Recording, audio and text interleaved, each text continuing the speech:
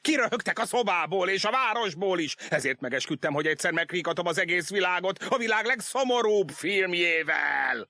Villany! Lengyelország A 1939. széttépett világban, háború és fajgyűlölet közepette egy hangot lehetett kihallani.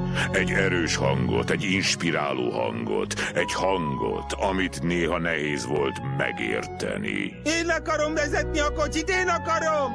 Oszkár, ne! Maradj csöndben! Brum, brum, brum, brum, brum! És ha nem lett volna elég baj, hogy zsidó...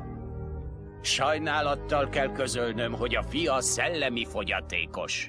Az mit jelent, doktor úr? Azt, hogy soha nem lesz nem fogyatékos. Jaj, ne! Miért?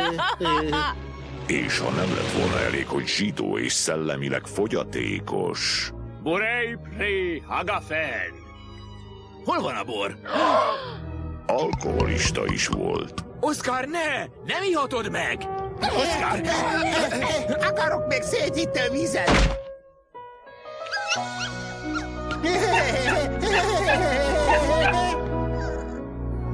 Játszani akarok még, kiskutya! Oszkár, figyelj!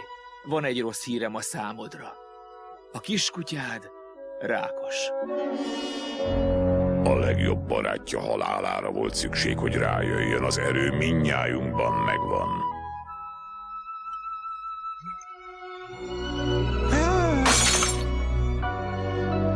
Ezen az ünnepen választ az erőt, választ az ihletet, választ az Oscar Goldot.